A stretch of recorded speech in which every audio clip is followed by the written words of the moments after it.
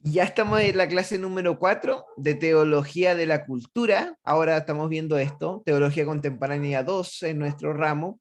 Esta va a ser una de las últimas teologías que vamos a ver.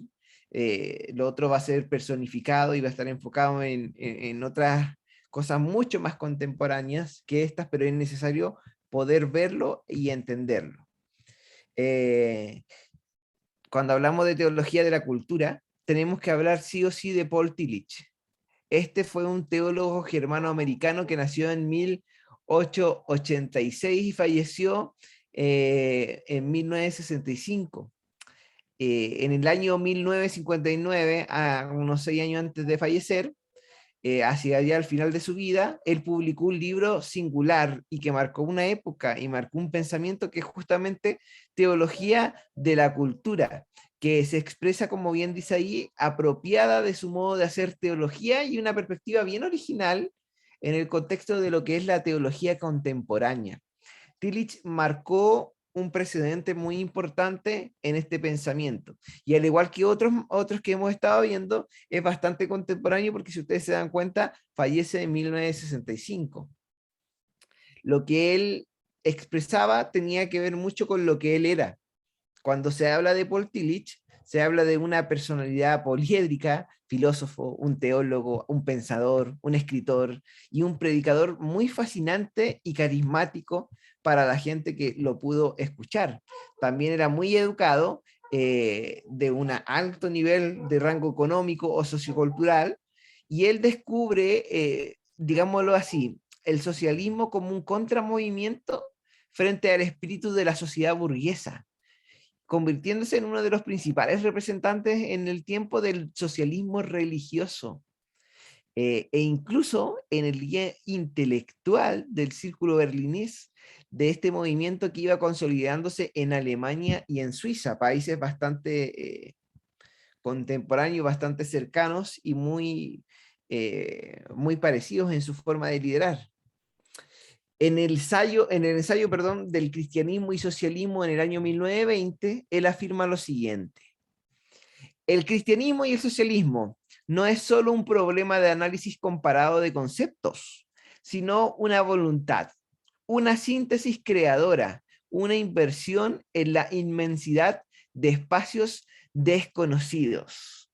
Y la verdad es que plantea esta postura de la teología y del socialismo, o de la religión y el socialismo, o cristianismo, si le quieren llamar también, y hace un análisis y ve cómo podemos encajar o alinearnos en ese sentido. Y en esta línea política religiosa, el escrito principal que él tiene es la Decisión Socialista en el año 1933, y que será secuestrado por la policía y será el motivo de por qué emigra a América. Él fue secuestrado por su pensamiento socialista, obviamente viviendo en una Alemania con otro pensamiento absolutamente distinto, una Europa muy diferente con ese pensamiento. Entonces, esto lo llevó a emigrar a América en el año 1933. Y en el año que Barth publica su comentario a las epístolas de los romanos, Tillich comienza su docencia en Berlín abordando el tema de la relación entre la religión y la cultura, que será el hilo conductor de toda su reflexión como teólogo. Es interesante esto porque muchas veces decimos y ocupamos el versículo, somos del mundo, pero, o sea, estamos en el mundo, pero no somos del mundo. Eh, pero en realidad tenemos que entender que hoy en día si estamos en el mundo y estamos inmersos en una sociedad y en una cultura, y esta cultura se tiene que relacionar de alguna manera con la religión, con la creencia, con el credo. Si es verdad, no podemos negarlo, que la religión en general ha venido, como todas las instituciones o como todos los pensamientos, han sido bastante cuestionadas porque no ha tenido quizás tantos representantes, tantas personas que de alguna u otra manera generen un pensamiento práctico también y que marquen la diferencia. Hemos visto a muchos representantes de distintas religiones ser personas adúlteras que roban, infieles, poco leales, poco transparentes, y eso ha generado a la vista de la sociedad una religión bastante mentirosa, una religión bastante que deja mucho que desear. Entonces, es muy interesante que Tillich, desde ya, de estos años 1920 aproximadamente, esté analizando la religión y la cultura y haciendo un símil comparándola. Poco después de la ascensión de Hitler al poder, eso fue en abril de 1933, Tillich es el primer profesor universitario no judío en ser depurado. Aconsejado por la lúcida inteligencia de su colega Horkheimer, emigra lo antes posible a América, porque si no iba a ser asesinado, y a donde llega en noviembre del mismo año, de 1933.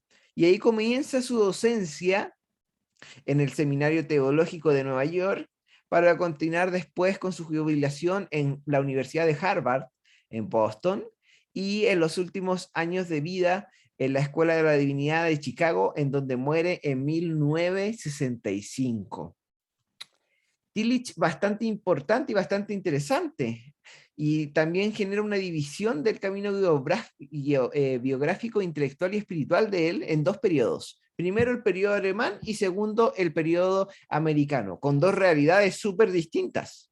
Súper distintas. Una Alemania enfocada en el movimiento nazi, en tratar de ser todos con una sola, muy parecido a lo que se podría llamar hoy en día, o a lo que se cree hoy en día, de lo que debería ser un solo gobierno, una sola política, una sola religión. Eso era lo que vivía lo que vivía la Alemania de Hitler y lo que esperaban ser. Todos iguales, pero de una raza más pura, que supuestamente era superior a todas las demás. Me llama bastante la atención eso, porque si ustedes ven la apariencia de Hitler, no tiene mucho que ver con esa postura o esa imagen que quería reflejar de Alemania. De hecho, todo lo contrario, muy diferente, incluso de estatura. No era una persona muy alta en su forma de ser física, tampoco era parecido a lo que se proclamaba en ese tiempo. Es llamativo.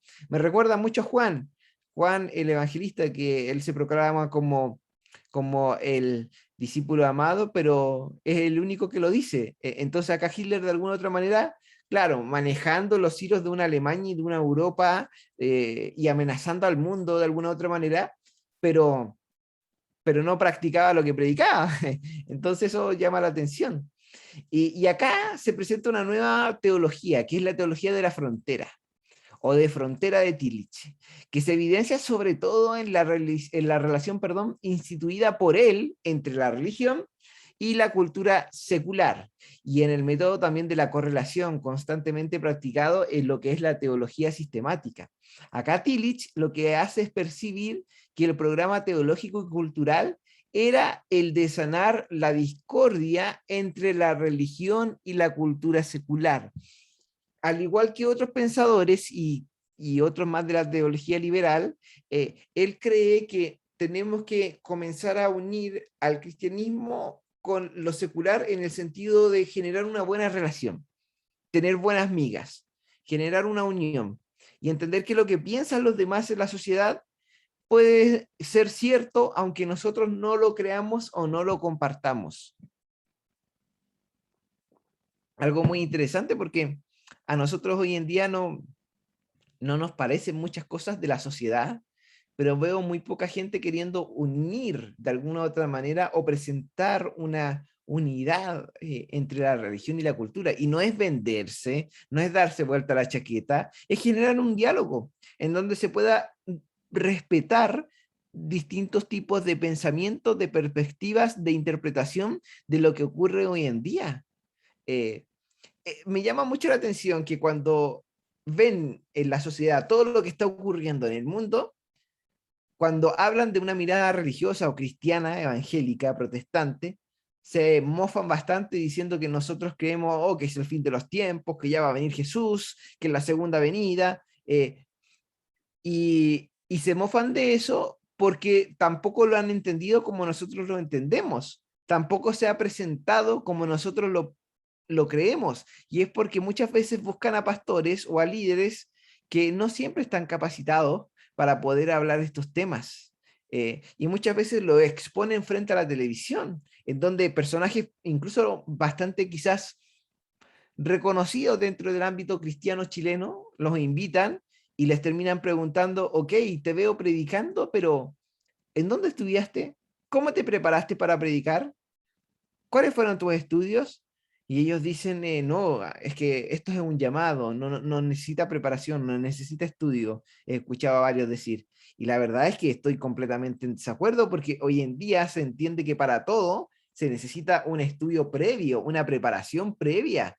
No podemos obviarlo. Yo creo incluso que dentro de las iglesias tiene que existir una norma que rija que todo liderazgo principal o pastorado principal debe tener una preparación teológica y también debe ser analizado de manera psicológica, porque a veces no nos damos cuenta de carencias y de problemas emocionales que muchos líderes tienen y están sirviendo dentro de una congregación y terminan dañando a las personas en vez de generarles una ayuda, un círculo de confianza, un círculo de contención, y creo que eso es fuerte, pero también es necesario poder hacerlo entender hoy en día.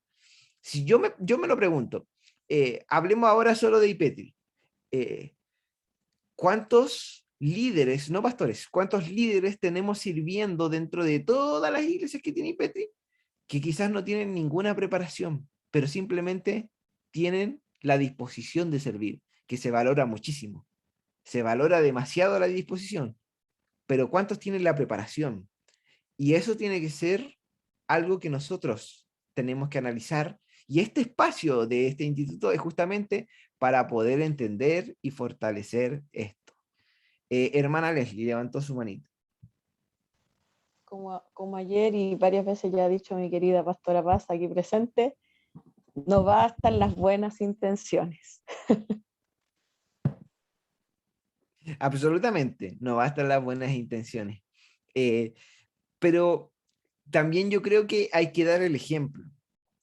Y en ese caso, creo que el liderazgo principal debería dar un ejemplo, y cuando hablo de liderazgo principal hablo de cada iglesia local, de preparación, de búsqueda y de también dar a entender que está bien psicológicamente, que está bien preparado, que hay una preparación previa para tomar el cargo que se le está dando, porque es responsabilidad, es representar a Cristo, es realmente mostrar a Jesús. Y creo que eso a veces cuesta. Dani, ¿habías levantado la mano? Sí, sí, había levantado la mano para comentar eso de que decías de que todo el liderazgo debiera, ¿verdad?, tener preparación, eh, preparación en el sentido, ¿verdad?, esto teológico, el prepararnos para poder servir. Estoy muy de acuerdo con eso y considero que es vital que lo entendamos así porque pasa que cuando uno está en una posición de liderazgo, yo siempre digo eso, la gente, todo lo que tú dices se transforma para ellos en ley muchas veces. Entonces, cuando entregamos una información mal dada, ¿verdad? O no con el contexto suficiente o no con la preparación adecuada, podemos desvirtuar completamente el Evangelio. Pero por Ah, otra parte, considero también que no se puede desconocer, por eso que va a depender del tipo de liderazgo del que estemos hablando, porque creo que esto es esencial sobre todo para los pastores, para los líderes principales, como bien tú lo has planteado, pero hay otros tipos de servicios que quizás en la iglesia se empiezan a hacer, a profundizar y que requieren netamente de pasión y disposición, como decías tú también. Por el hecho de que un instituto, si bien es cierto, yo amo esta instancia del instituto y de todo, de aprender la palabra y el conocimiento, pero si nosotros no tenemos pasión por Cristo ni por servir a Cristo, nada de lo que nosotros podamos recibir acá vamos a poder ejercerlo el día de mañana. Y hay cosas que no se aprenden hasta que tú las comienzas a ejercer, hasta que tú las comienzas a hacer. Y en el camino te tienes que ir preparando para hacerlas mejor, creo yo. Entonces, es un poco una mixtura y va a depender del tipo de liderazgo del que estemos hablando, porque siento que hay cosas que podemos aprenderlas acá en un instituto y hay otras cosas que necesitamos aprenderlas ahí, al estar con la gente, al abrazarnos, al compartir, ¿verdad? Al ser comunidad, al tener la comunión. Entonces, creo que es un poco una mixtura de eso. Pero sin lugar a dudas, la preparación es esencial. Sobre todo Claro. en los pastores y en aquellos que enseñan. Creo que eso es clave. Sí, se necesita absolutamente. Yo también estoy de acuerdo con eso, Dani. Hermana Jenny. Voy a hablar en base al liderazgo, ya no pienso que no basta con que la persona tenga la intención, ¿no es cierto? Puede tener muy buena intención, pero si esta persona no tiene una actitud, una buena aptitud, no pasa nada, pues. O sea, ¿por qué? Porque, como dice usted, es importante capacitar al líder, pero de acuerdo a lo que el líder pueda entregar, porque muchos nosotros podemos tener una buena intención de predicar, pero si no tenemos esa capacidad de predicar, nosotros cómo le vamos a entregar el mensaje al pueblo si no tenemos esa capacidad, sino que tenemos que formar al líder de acuerdo a su capacidad y que tenga una buena actitud y una buena aptitud. Eso es lo que me da. Estoy de acuerdo.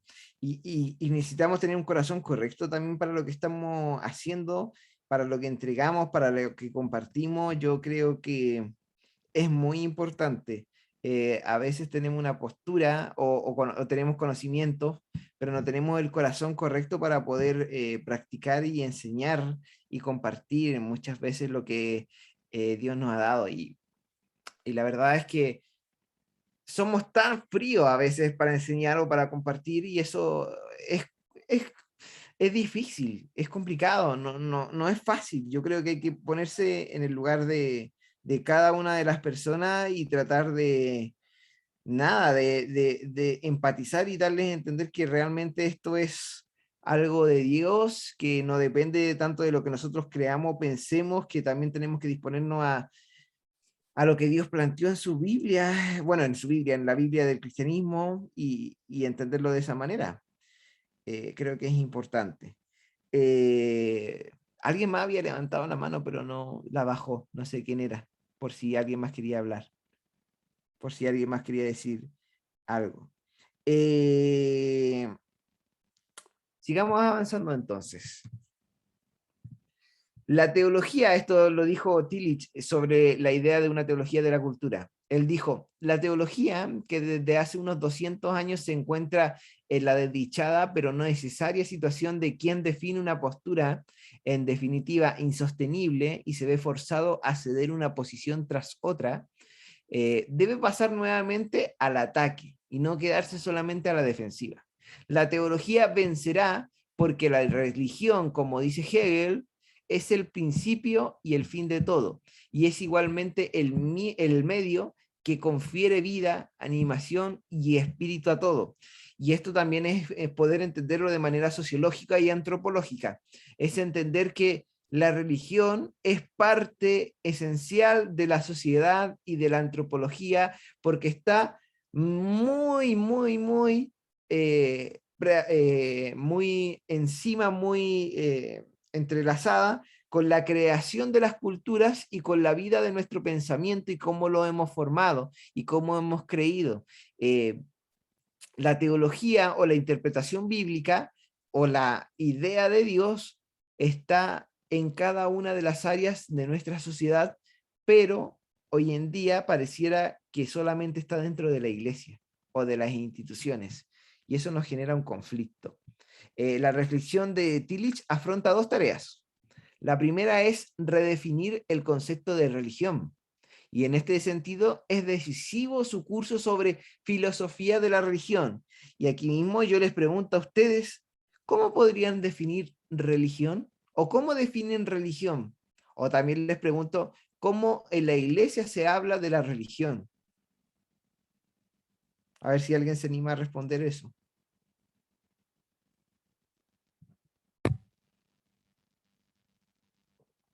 ¿Cómo definimos religión?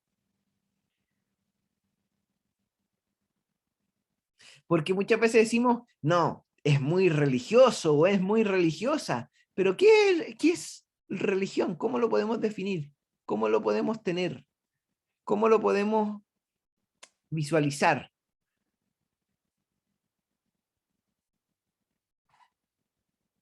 Los hago pensar, ¿ah? Yo pienso que un conjunto de ideas religiosas, ¿Ya? pienso que la palabra religioso en sí, nosotros, a ver, ¿cómo lo puedo explicar? Si lo vamos a decir de la parte religioso, algunos lo tomamos como que somos cuadrados, ¿ya? ¿Ya? Pero, o somos más, ya. Pero religiosos sí somos religiosos porque estamos siguiendo una religión, sí, porque estamos siguiendo una idea, una ideología. Ese es mi punto de vista. Ujú. Está bien, está bien. Lo que tenemos que entender, considero, es que justamente la religión es un conjunto de creencias y de también costumbres o de formas de vivir que nosotros tenemos y que aplicamos, y que esto es un pilar muy importante en cada uno de los países. Por ejemplo, los países árabes. La religión es importantísimo como un pilar, y en los países latinoamericanos también lo es, y lo venía siendo el catolicismo, pero sabemos lo que ha pasado en los últimos años. El cristianismo a modo general y global también lo ha sido, y es importante darnos cuenta que cuando un país se forma, cuando un país se establece, como Estados Unidos, por ejemplo, muchas veces se basa en lo que es la religión, en lo que son sus creencias. Eh, Estos países que tienen esta como característica comparten una tradición confesional, o sea, todos creen o comparten las mismas creencias, y son muy parecidos también en sus costumbres, y se van desarrollando y generan también una globalización cultural religiosa, y que tenemos que definirla de esa manera también. Dani, habías levantado la mano. Sí, era un poco para complementar lo que decía la hermana Jenny, que el otro día lo veíamos un poco con el profe Gustavo Robles en las primeras clases, que él decía que habíamos sido, que el ser humano había sido definido como un homo religiosus, y eso que tenía que ver con que tenemos la tendencia a construir, ¿verdad? O a realizar constructos religiosos en nuestra vida, independientemente de si creemos o no creemos en algo. O sea, yo soy religioso cuando, no sé, me gusta la U de Chile, ¿cachai? O sea, yo estoy construyendo algo religioso porque si yo lo Claro. transformo en una adoración o en una creencia o en algo que un poco dirige mi vida y lo pongo ahí en un lugar de privilegio, ya me hago religioso de aquello que estoy queriendo, amando o teniendo. Entonces, creo que es importante definir eso, porque cuando entendemos esa tendencia que tenemos el ser humano a tener estos constructos religiosos, podemos definir mejor nuestra propia religión y mostrarla hacia afuera. Eso. Absolutamente de acuerdo. ¿Y cuántas religiones no tenemos hoy día en nuestra vida, quizás, y no nos damos ni cuenta? Porque creemos que tiene que ver inmediatamente con Dios, pero como tú bien lo dijiste, puede ser con un equipo de fútbol, con un cantante o banda musical, etcétera. O sea, hay miles de formas de generar religión, y yo creo que Chile, y lo sigo afirmando, es un país demasiado religioso. Y nosotros seguimos siendo religiosos. Por eso hablo que la posmodernidad, como muchos sociólogos lo plantean, todavía no llega acá, porque justamente la posmodernidad rechaza lo histórico, rechaza eso, lo religioso, y nosotros nos falta mucho para entender ese tipo de pensamiento y aplicarlo. Eso es interesante. Hermana Leslie. Profe, que estamos recién entrando en este trance del cuestionamiento. Recién. Yo creo que el estallido social sirvió para eso, para empezar a cuestionarse, o ese fue el síntoma de que la sociedad se está cuestionando. Estamos en esa transición. Yo creo que estamos empezando ya sabemos para dónde vamos, basta ver Europa. Pero, de hecho, tengo una amiga en Irlanda que el otro día me mandó una foto y me dice, aquí estoy en uno de tus templos, y estaba tomando en un bar que era una iglesia protestante. Imagínese, imagínese, pero es increíble la cantidad de iglesias que se transformaron en otras cosas en Europa. Bar, museos, colegios incluso, o centros de reuniones, pero políticas, que nada tienen que ver con lo religioso. Bueno, siguiendo en esto, hay que definir este concepto de la religión y nos afronta esa tarea, y también nos afronta otra tarea que es mostrar la interdependencia entre religión y cultura, y cómo hacen muchos de los ensayos que él hizo, los más representativos de los cuales se reconocen como o recogen como teología de la cultura. Y la teología de la cultura lo que hace es remitir a la filosofía de la religión, y esta última define un marco conceptual en el que se inserta esta teología de la cultura. Para Tillich, la religión es una dimensión necesaria de la vida espiritual del hombre, porque todo humano, toda mujer, todo hombre, de alguna u otra manera, necesita llenar esa espiritualidad de alguna forma, porque nosotros somos seres que tenemos cuerpo, tenemos alma y tenemos espíritu, y cada una tiene que ser alimentada o llenada, y siempre lo ha sido de esa manera, pero de diferentes formas. La pregunta es cómo nos estamos llenando de manera espiritual. ¿Cómo la sociedad hoy día se está llenando de algo espiritual? Probablemente son las ideologías de moda las que están generando una llenadura en lo espiritual. Pero la verdad es que considero que también nosotros como iglesia ahí tenemos una labor importante e interesante que hemos dejado de lado. Y creo que tenemos que ser, como dicen los principios o el eslogan principal de nuestra iglesia, ser un equilibrio entre la doctrina y el espíritu como iglesia. Entender que hay cosas que tenemos que analizarlas en lo racional, pero hay cosas también que tenemos que afrontarlas en lo espiritual. Y no dejarlo de lado, porque hoy en día se esté cuestionando mucho quizás lo espiritual y lo carismático, y se diga que hay mucha exageración, hay mucho, no sé, gente que aparenta y que realmente no están siendo llenos del Espíritu Santo, manifestados por él, pero yo creo que hay que replantearse eso. Ayer me hacían una pregunta en Instagram y me decían, ¿qué pasa cuando en la iglesia se habla en lenguas pero no hay intérprete? ¿De qué sirve?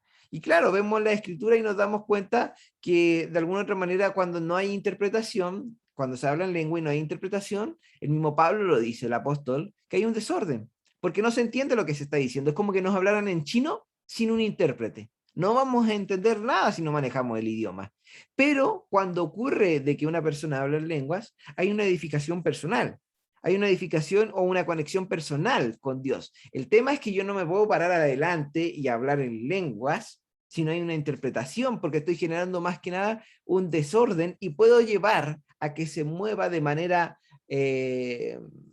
ambiental una emoción más que un mover del Espíritu Santo. Entonces, creo que ahí se necesita un equilibrio. Creo que se necesita un equilibrio en esas formas de actuar, pero no dejando de lado lo espiritual ni llevándolo a un lugar donde se diga esto está mal porque no puedes hablar en lengua. No, no estoy hablando de eso, estoy hablando en enseñar y entender, y sobre todo a las nuevas generaciones, de que experimentar a Jesús, experimentar al Espíritu Santo es primordial en la vida de un cristiano o de una cristiana, porque si no lo hacemos y solo nos llenamos de conocimiento, estamos cometiendo el peor error de nuestras vidas y nos estamos perdiendo una maravillosa y hermosa experiencia que es ser llenos del Espíritu Santo. Y que la llenadura no es lo mismo que el bautismo del Espíritu Santo. El bautismo ocurre una vez, pero la llenadura puede ocurrir todos los días y eso hay que buscarlo. Y yo creo que en nuestras iglesias muchas veces fallamos en la búsqueda correcta del Espíritu Santo. Y eso pasa, eso pasa. Y a veces como que nosotros caemos también en el cuestionamiento, en el prejuicio y el decir, mira, ese hermano, esa hermana siempre dice lo mismo, mira ese hermano cómo reacciona, mira cómo está haciendo esto.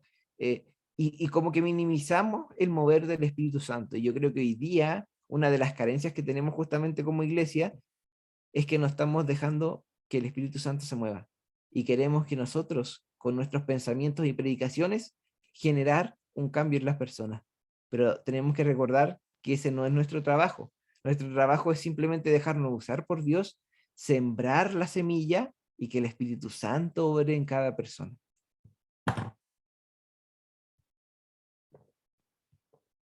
La religión es una dimensión necesaria, pero no es una función especial, ni una actividad distinta, ni un aspecto particular de la vida espiritual, sino la dimensión de la profundidad de todas las funciones y actividades. La religión se manifiesta, en el ámbito de la moral, bajo la forma de la seriedad incondicionada de una exigencia moral, y en el ámbito del conocimiento, bajo la forma de la búsqueda apasionada de la realidad última, en el ámbito también de la estética, bajo la forma del deseo ilimitado de expresar el sentido último de las cosas. O sea, la religión es necesaria en la vida de cada persona porque somos seres espirituales, y eso es lo que propone Tillich en este concepto. Por tanto, no se puede separar, por ejemplo, el ámbito religioso de lo secular, y muchas veces nosotros como iglesia cometemos ese error, decir, es que yo en lo secular hago esto, es que yo en lo secular hago esto otro, pero en realidad, para nosotros como cristianos, todo es espiritual, todo es espiritual, somos espirituales en todo lo que hacemos, y todo es espiritual. Y lo voy a decir así porque muchas veces he escuchado a líderes decir que no es espiritual, pero todo es espiritual. Tener relaciones sexuales es ser espiritual, es hacer un acto espiritual también. Aunque suene muy, Daniel, ¿pero qué estás diciendo? No, es verdad, eso es espiritual. Trabajar en cualquier área es ser espiritual, también es trabajar de manera espiritual, en donde nos movamos y lo que hagamos, lo que pensemos, lo que digamos, es espiritual porque somos seres espirituales. La espiritualidad está en nosotros. La espiritualidad está en nuestra forma de actuar, en nuestra forma de hablar, de pensar, de mirar, de accionar. La espiritualidad está en todos lados. El tema es, ¿nosotros somos espirituales? En el sentido de buscar la espiritualidad, o somos simplemente carnales y nos dejamos llevar más por los pensamientos de moda o por lo que ocurre en nuestro entorno. Tillich no acepta la posición barthiana en este sentido y la dialéctica que contrapone la fe y la revelación a la religión. Y el lenguaje religioso expresa la referencia a la realidad última. Y lo que Tillich explica es la naturaleza del lenguaje religioso mediante la distinción entre lo que es el signo y el símbolo. Y cuando hablamos de esto tenemos que entender que el signo permanece extraño a la realidad a la que remite. La luz roja, por ejemplo, que notifica la prohibición de seguir adelante, es totalmente extraña a una dicha prohibición y está ligada a ella únicamente por convención. En cambio, el símbolo participa de alguna manera de la realidad a lo que remite. La bandera no es un simple signo, sino que es un símbolo de la nación, por ejemplo. De modo que insultar la bandera equivale también a insultar la nación.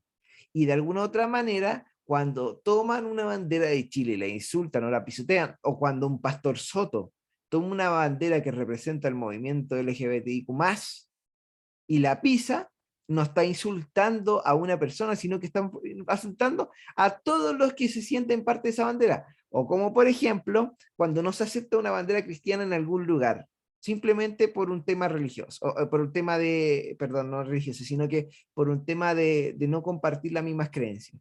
También es una forma de insultar. Ahora, entre nosotros, eso nos vale a nosotros. ¿Sí? Estar dentro de un lugar donde hay puras banderas no nos sirve de nada, pero sí es una forma de insultar también, porque la bandera representa un símbolo y el signo es solo informativo y indica una realidad extraña a él. El símbolo, en cambio, representa la realidad a la que remite, la desvela y participa de ella. Por eso que una bandera chilena o una bandera de algún equipo o de algún movimiento tiene tanta importancia para ese movimiento, porque es un símbolo, marca la diferencia en ese sentido. Los símbolos religiosos desvelan la dimensión profunda de la realidad y por tanto también remiten a una realidad que trasciende toda realidad condicionada, haciendo posible la experiencia de la dimensión de la profundidad y la experiencia de lo incondicionado. La tarea de la teología consiste entonces en interpretar los símbolos religiosos de modo que las viejas palabras de los símbolos manifiesten toda su verdad relativa en referencia a las preguntas que brotan de la existencia. Tillich, sobre esta idea de una teología de la cultura, dice: la religión en cuanto interés último es la sustancia que da sentido a la cultura, y la cultura es la totalidad de las formas a través de las cuales se expresa el interés básico de la religión. En suma, la religión es la sustancia de la cultura y la cultura es la forma de la religión. Interesante, interesante lo que plantea, interesante cómo lo ve e interesante cómo lo mira. Y nosotros cuando vemos las iglesias católicas, muchas veces las vemos llenas de simbolismos y las cuestionamos porque hablamos de ídolos, pero a veces no los entendemos, de qué cultura viene, de qué significado tiene y qué contexto tuvo cuando se realizaron este tipo de simbolismos diferentes. Y ahí es donde tenemos que analizarnos y decir, ok, mira estos templos con esos dibujos, ¿qué es lo que quieren simbolizar? ¿Qué es lo que quieren expresar? ¿Qué es lo que quieren mostrar? ¿Qué es lo que nos quieren hacer entender? Nos quieren hacer entender que con cada símbolo hay una representatividad de lo que se cree, de lo que se representa y de lo que hay en la vida de cada una de nuestras personas. Y nuestras iglesias también están llenas de simbolismos. Y tenemos que también entenderlo así. Los evangélicos también tenemos muchos símbolos que están dentro de nuestras iglesias. El altar, el púlpito, lo llamamos lugares de honra, y son símbolos para nosotros porque nos representan. Entonces nadie puede llegar y subirse al altar y ocuparlo, y nadie puede llegar y hacer lo que quiera dentro de un púlpito porque es lugar santo para los evangélicos cristianos. Entonces tenemos que entender que nosotros no estamos tan alejados muchas veces de la religión católica romana protestante, por ejemplo. De hecho, creo que estamos bastante cerca. Lo que Tillich introduce a este propósito son tres conceptos que los vamos a analizar ahora: la autonomía, la heteronomía y la teonomía, que interpretan de distinta manera el problema del nomos, y es decir, interpretan el problema de la ley de la vida y sus manifestaciones. Y la primera es la autonomía, y esta afirma que el hombre, en cuanto aportador de la razón universal, es ley para sí mismo, o sea, es la fuente y la medida de su vida en todas sus expresiones. Esto es la autonomía. La heteronomía afirma que el hombre, en cuanto incapaz de actuar según la racionalidad universal, debe someterse a una ley extraña y superior a él. Y la teonomía afirma que el hombre está bajo una ley superior que sin embargo no le es extraña. Y en este caso, la ley superior es al mismo tiempo la ley más profunda del hombre. Radica en ese terreno divino que es el terreno propio del hombre. Y estas tres conceptos o propósitos que entrega Tillich nos ayudan a entender un poco la religión y la cultura secular y cómo están unidas y cómo pueden trabajar en conjunto. Una cultura autónoma, por ejemplo, es una cultura secularizada, desarraigada del fundamento y vacía de sentido. Una cultura heteronoma es una cultura eclesializada o ideologizada, perdón, y endurecida en sus conceptos. Y una cultura teónoma expresa en la autonomía de sus formas un contenido religioso que es fuente de creatividad y de significado. La gran obra de Tillich es su teología sistemática elaborada entre el año 1951 y 1963 en 3 tomos diferentes. La teología sistemática no pretende ser una suma que trate explícitamente todos los problemas reales. Sin embargo, lo que hace es afrontar orgánicamente ese abanico de problemas que preocupan al hombre en su situación concreta y que exigen una respuesta. Y eso es lo que tenemos que entender, que nuestra teología tiene que responder a las necesidades de las personas en su situación concreta y que tenga una respuesta clara y entendible en ese sentido. Hoy día, más que dar una solución, nuestras respuestas a veces parecen ser despectivas y negativas ante la sociedad y ante lo que ellos piensan y ante lo que ellos creen. Por lo tanto, creo que hoy día tenemos el gran desafío de construir un pensamiento teológico en donde las personas puedan ver respuestas a sus interrogantes. Cómo superar una situación de salud mental, cómo mejorar la situación de la familia, la relación familiar, cómo mejorar mi economía, cómo mejorar mi estado físico incluso también, cómo mejorar mi forma de trabajar, mi forma de estudiar. Creo que la teología puede dar respuestas a estas cosas si nosotros entendemos la Biblia de manera concreta.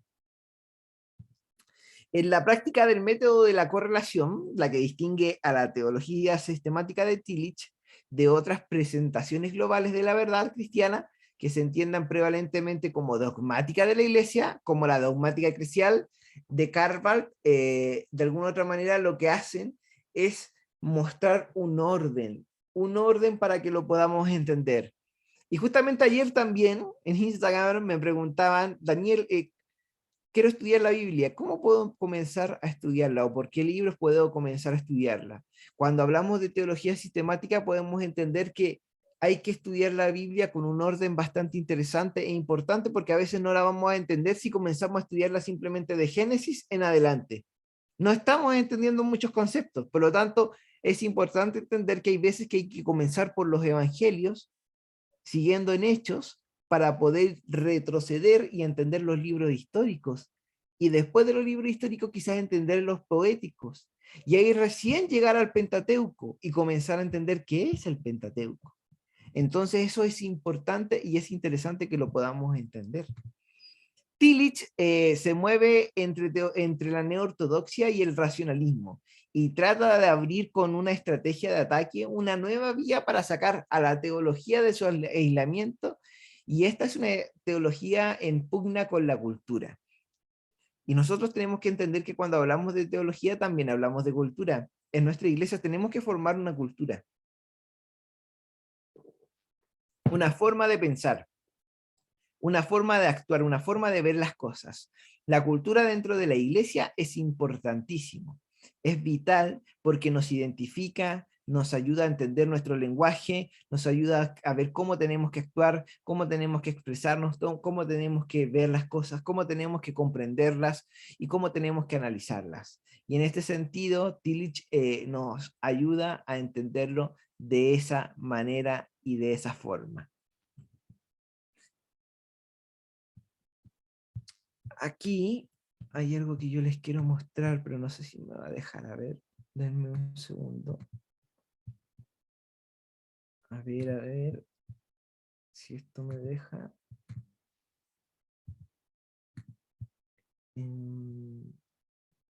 ¿Cómo se llama eso?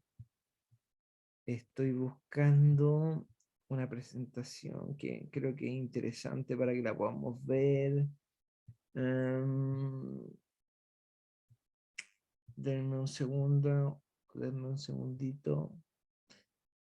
Es una estadística interesante que quiero que podamos analizar, pero no está aquí, parece. Yo la tenía. Y es algo que se ha analizado ahora en pandemia con respecto a la iglesia en su forma de actuar, y que creo que tiene que ver mucho con, con lo que estamos hablando ahora, con lo que estamos analizando, pero no lo encuentro, así que, aquí parece que está. A ver, si es que está, claro, a ver. ¿Es esta? Sí, esta es.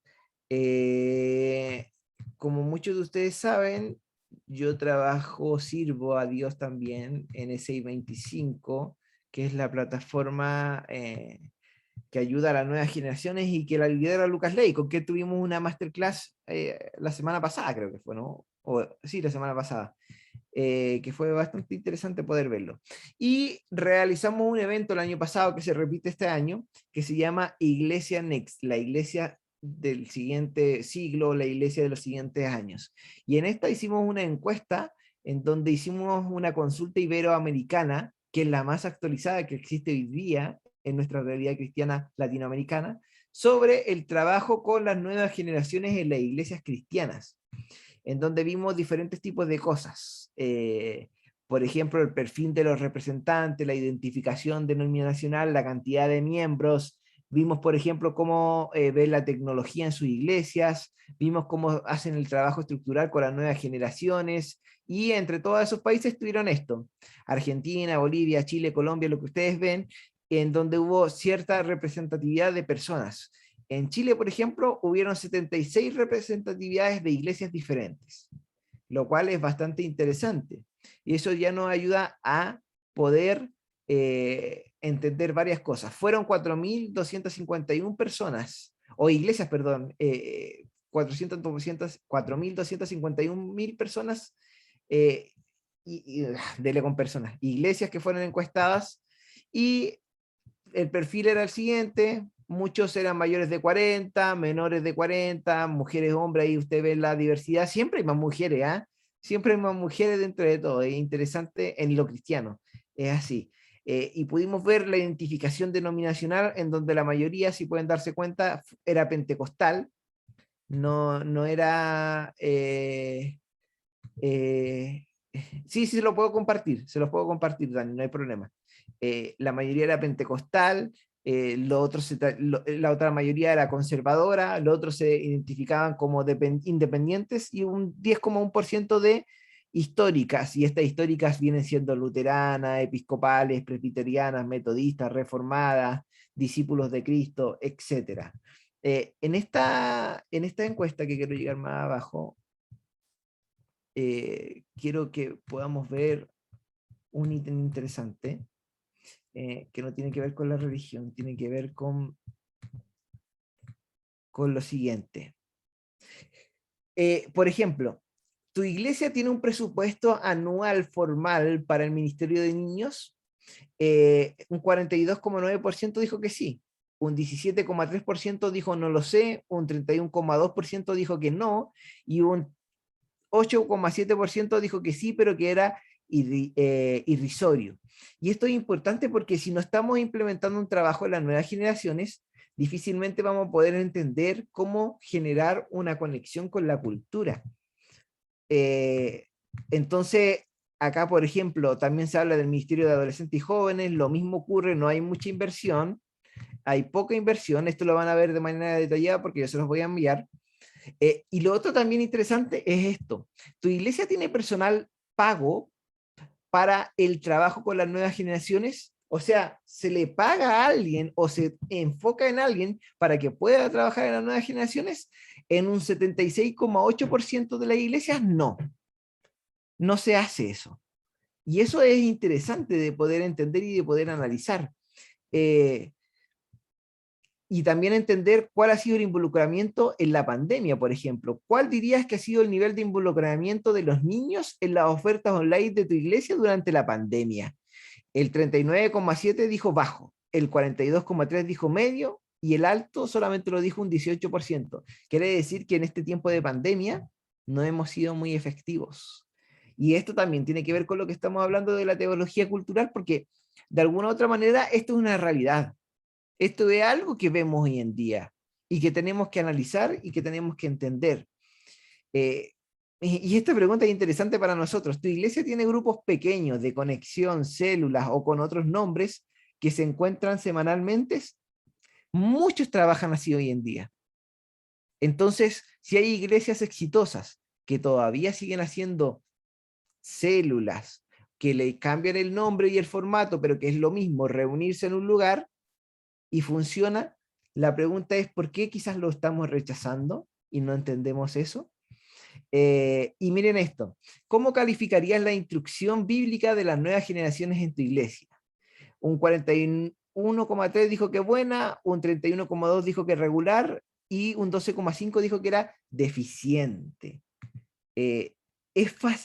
¿Se facilita algún tipo de material didáctico a los participantes de tu ministerio con las nuevas generaciones?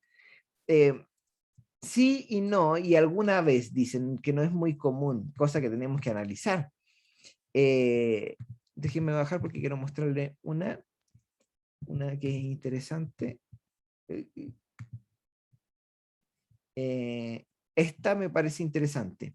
¿Cómo calificarías el acompañamiento que hizo tu iglesia a los adolescentes? Por ejemplo, durante la pandemia, un 37,7% dijo regular, un 34,9% dijo bueno, un 13,7% dijo excelente y un 13,7% también dijo malo. Todo esto que le estoy mostrando ahora, que lo estamos analizando a grandes rasgos, tiene que ver con lo que estamos hablando nosotros en teología contemporánea, porque este es un trabajo integral. Y por ejemplo acá, ¿tu iglesia tiene un programa intencional para involucrar a padres? Un 58,3% dijo que no, un 9,1% dijo no sé, y un 32,6% dijo sí. Y eso también nos dice mucho. A veces queremos alcanzar a las personas, pero no a las familias. Yo creo que tenemos que ser más integrales para poder trabajar con las familias. Y creo que si lo entendemos, lo vamos a poder complementar muy bien. Y lo último que les quiero mostrar con respecto a esto es, no con la tecnología, no, no tampoco. ¿Dónde está? Esto, ¿cómo calificaría la instrucción bíblica de las nuevas generaciones en tu iglesia? El global, acá dice que regular el 31%, buena el 41,3%, muy buena el 15,1%, deficiente el 12,5%. Considero que todos estos datos que le estoy dando ahora, que es lo más actual que podemos tener sobre la realidad de lo que vive la iglesia, nos ayuda a entender que la teología cultural y lo que presenta Tillich a través de una teología sistemática es lo que como iglesia justamente no estamos haciendo, porque no tenemos un orden para poder enseñar las escrituras. Y hablamos y predicamos de lo que sentimos, de lo que creemos que hay que predicar este fin de semana, pero no tenemos un orden de serie, no hay una programación anual o semestral o bimestral de cómo tenemos que enseñarle a las nuevas generaciones o a la gente, al adulto mayor, cómo tenemos que hablarle de Cristo, qué es lo que tenemos que presentar con Cristo. No hay un sistema de enseñanza, no hay un sistema bíblico de poder implementar también las posturas. Y eso es grave, porque quiere decir que estamos tirando simplemente manotazos de ahogado para poder sobresalir un poco y flotar, pero no estamos navegando tranquilamente porque no hay una preparación previa. Y esto es justamente lo que cometemos como un tremendo error en las iglesias, la enseñanza bíblica. Y creo que la teología de la cultura nos ayuda a entender que hoy en día necesitamos generar una teología sistemática, una teología también contingente, pero ordenada y que esté proyectándose a una teología práctica, en la praxis, en lo necesario, en lo práctico, en lo que hay que hacer, en lo que hay que trabajar, en lo que hay que realizar. Considero demasiado importante que podamos entender que hoy en día la cultura y la sociedad necesita respuestas también y que nosotros como teólogos, biblistas, cristianos, podemos entregársela, pero para entregársela hay que tener una buena instancia bíblica de estudio de la palabra, de estudio de los distintos temas que hemos analizado hoy en día. Cuando hablábamos de, por ejemplo, y analizábamos de los símbolos religiosos, ¿qué símbolos religiosos, por ejemplo, creen ustedes que nosotros tenemos como iglesia cristiana evangélica? ¿Cuáles se les vienen a la mente rápidamente?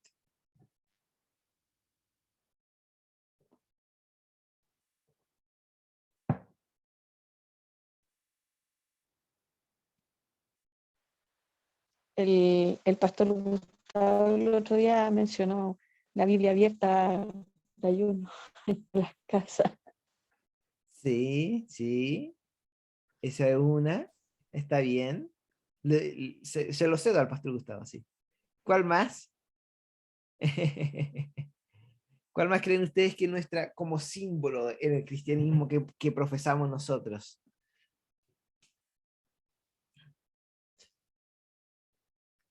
Pudiera ser la paloma como símbolo del Espíritu Santo, que en muchos lados lo ocupan como diseño, como la palomita. Exacto, sí. A eso me refiero justamente, por eso les hago la pregunta. Incluso hasta el signo como del pescadito. También es justamente algo que tenemos nosotros como cristianos y que nos representan. ¿Qué otra cosa más? Yo creo que hay algo que representa todo, ah, que nos Eh, representa también a nosotros. el ¿El león, Brian? el león, porque dice Por león. ejemplo, el león puede ser absolutamente, estoy de acuerdo, estoy de acuerdo. Y eso también nos representa Cruz, un La poco. cruz. la cruz. Exacto. La cruz también es un símbolo que nosotros tenemos. Ahora, ¿cómo presentamos estos símbolos a la gente que no es parte de nuestra iglesia? ¿Cómo ustedes enseñan lo del león, por ejemplo? ¿Cómo ustedes enseñan lo de la cruz? Porque es un símbolo para nosotros. ¿Por qué nos debería representar a nosotros? Entre otras cosas, ¿por qué la paloma también la ocupamos como un símbolo de? Todas esas preguntas que nos estamos realizando ahora es para poder hacernos entender que a veces nuestras creencias o lo que nosotros profesamos o creemos que nos representa no está siendo algo entendible para la sociedad. Y como no está siendo entendible, probablemente que incluso dentro de nuestras congregaciones hay gente que tampoco lo entiende, sino que lo acepta. Lo acepta y lo normaliza, pero no lo entiende. Y si no lo entiende, no lo puede explicar. Y si no lo puede explicar, no va a evangelizar. Y si no va a evangelizar, probablemente no está cumpliendo con el gran mandato de Dios. Y si no estamos cumpliendo con el gran mandato de Dios, quiere decir que no nos hemos convertido en realmente discípulos de Dios. Es simplemente sacar una conclusión con respecto a todo esto. Pastora Jenny. Dani, nunca he tenido idea el símbolo del pez, pero sí me recuerdo que hace años atrás, a lo mejor los chiquillos son muy jóvenes para eso, pero en el año 85, cuando hubo el terremoto acá en Santiago, hubo un rumor que fue corriendo que había que poner un pez en la puerta de la casa o en la ventana para un supuesto tsunami que podría venir, para que nos protegiera. Y en varias casas de Santiago se puso ese señal de un pez. Y yo eso lo asociaba con el símbolo que tenemos nosotros y en realidad incluso pensé que era como algo tomado católico. Pero no tengo la menor idea. Si incluso no pensé que nos representaba, yo decía, pucha, ¿por qué está ese pez? Claro, no, lo que el pez representa es una palabra griega que quiere decir ictus. Y esta palabra que es ictus es un acrónimo que en griego significa Jesucristo, o Hijo de Dios, o Salvador. Eso es lo que hace el pez y se llama ictus. De hecho, hay varias iglesias hay una iglesia en Santiago, de hecho, se llama ictus, justamente por esto, porque representa a Jesucristo. Y parece el perfil de un pez, pero en realidad lo que está haciendo es poder representar este acrónimo en griego. Y por eso lo hemos tomado. Pero así como usted bien dice, pastora, mucha gente lo toma y lo tiene, pero no sabe lo que significa. Y lo hemos ocupado porque lo aceptamos simplemente, lo normalizamos. Y eso es, creo yo, falta de lectura, falta de preparación que nosotros tenemos y porque a todos nosotros nos pasa. Y nos llama bastante la atención que la tengamos. Eh, Así que eso, bueno, hemos hablado de varios temas el día de hoy. No sé si alguien tiene alguna otra pregunta o alguna otra acotación con respecto a lo que hemos conversado, a lo que hemos visto, a lo que hemos analizado. Pastora Jenny. No, se ventiló nomás el Ah, ok, tema. no hay problema. Se Pero ventiló con, nomás. Hermana con Jenny, respecto, entonces. con respecto a los símbolos, yo, el pueblo hebreo también tiene, tiene símbolos. Muchos símbolos, muchísimos símbolos que los representan a ellos. Bueno, podríamos hablar, por ejemplo, el Arca del Pacto, por dar un ejemplo, entre muchas otras cosas más.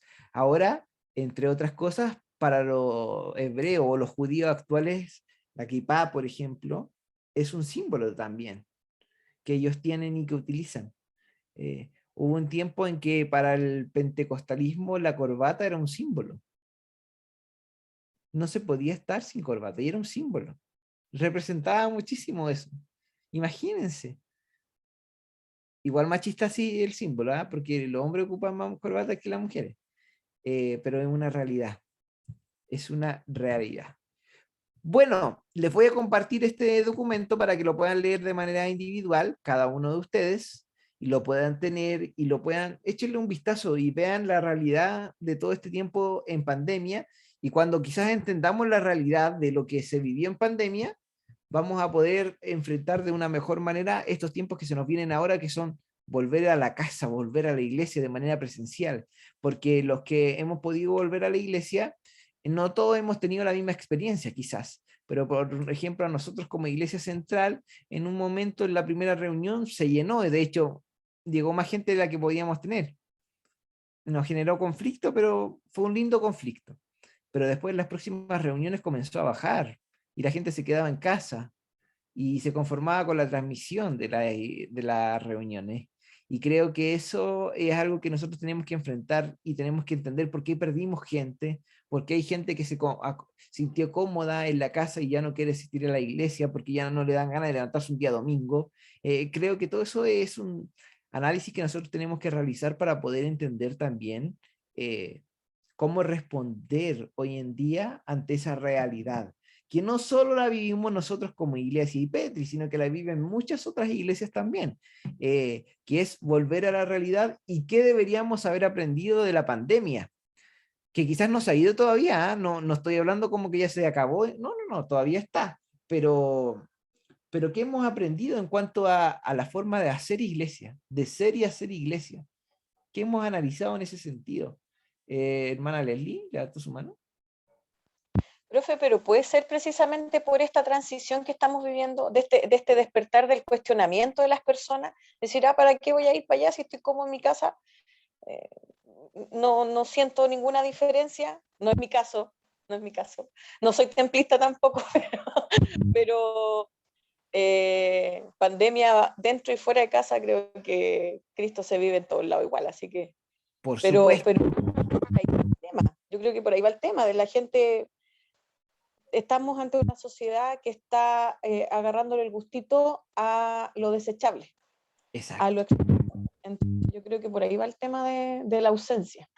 Sí, tiene que ver con eso. También hay gente que dependía espiritualmente de un pastor o de un líder y cuando se vio en la pandemia, sin tener una relación con ese pastor y con ese líder, comenzó simplemente a vivir la vida porque ya no estaba con él y ahora que estamos volviendo a la realidad, esa gente no está y se fue y se perdió.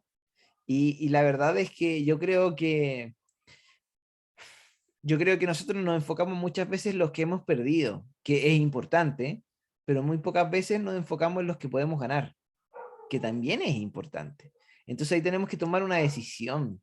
Quizás deberíamos trabajar para los dos lados, sí, probablemente, pero si nos desgastamos por gente que a lo mejor no quiere volver a nuestra iglesia y nunca, ya conociendo a Dios y llevando un par de años dentro de la iglesia, no quiere volver, deberíamos quizás enfocarnos en los que no conocen a Dios y quieren conocerlo y generar una experiencia con el Espíritu Santo y una experiencia también con la palabra de Dios. Esos son como los pensamientos que estamos viendo y realizando en este tiempo. Yo también he visto ahí, vi que Jorge, por ejemplo, estuvo con ustedes en Rancagua, de Pastora Paz, hablando, me imagino que de sistema y todo eso, y del ADN de la iglesia, la cultura, etcétera. y eso genera también un cambio que quizás es bueno hacerlo ahora. ¿Por qué es bueno hacer un cambio hoy en día en la iglesia del hoy? Porque la iglesia hoy día justamente está viviendo una transición, y cuando se vive una transición es lo mejor de poder implementar algo nuevo, porque no se va a notar tanto ese cambio de formato. Yo me imagino que igual ha sido una linda experiencia eso bueno, comenzaron ayer nomás, me parece, ¿no? ¿Sí? Comenzaron ayer Sí, nomás. sí. Y ayer comenzamos y llegó al fondo para poder hacer cambio y comenzar a florecer. Pero empezó de adentro, yo pensé que iba a empezar de otro lado, pero no, bacán. Igual el Señor, como decía ayer la Leslie, nos confronta. Y Sí, es algo tenido, pero bueno, somos personas comunes y corrientes, humanas, y que nos gusta que nos digan una y otra vez una, pero bacán. ¿cómo se metió pastora? No la escuché. Él es un líder y es genial. Sí, sí, es genial, Jorge. Así que, bueno, eso es lo que vamos a ver el día de hoy en nuestra clase. Recordarles que en la próxima clase tenemos que ver la película, porque lo tenemos que conversar, la de Dietrich Bonhoeffer, está en el link, perdón, está en el WhatsApp del curso. Y eso, Dani, la próxima semana tú vas a estar. Sí, la próxima semana sí, la subsiguiente no. Ok, perfecto. Muy bien. Ahí vamos a estar orando por ti, por Esther, para que salga todo muy lindo. Muy bien. Así que bueno, voy a dejar de grabar